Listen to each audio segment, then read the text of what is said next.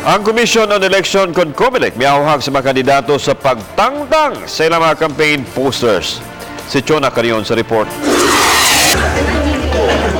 Sa pagtapos sa eleksyon, panahon na usab nga limpyuhan ang palibot sa campaign posters o materials. Si Attorney Charis Faith Sohor, election officer sa Talisay City, nanawagan sa mga kandidato midaugman o pildero nga limpyuhan ang palibot gikan sa campaign posters. We will be giving out communications to all the candidates, and the respective supporters who posted their their campaign materials nga it's their duty lang sad to remove it.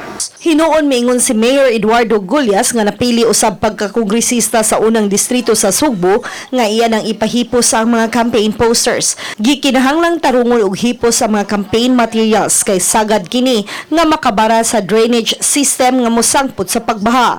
Si Konsehal Gail Restauro usab nagtudlo og mga tawo nga may mohipos og manangtang sa mga campaign posters. Mga may dagang posters by many candidates. Ang tantangon nila malipay ang syudad. Apan og dili, responsibilidad na akong atantangon.